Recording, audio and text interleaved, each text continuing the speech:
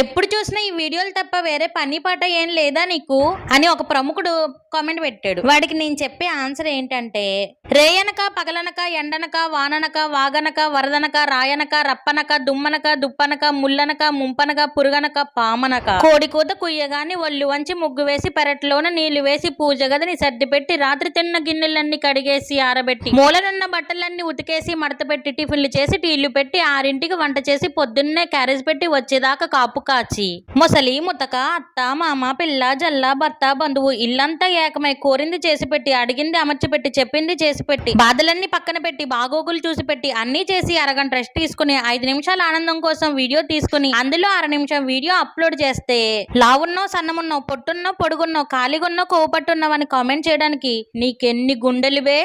అమ్మైసా dialogue ఎలా ఉందో comment చేయండి. సరే గాని సబ్స్క్రైబ్ చేసుకోవడం మర్చిపోకండి. ఉంటాను.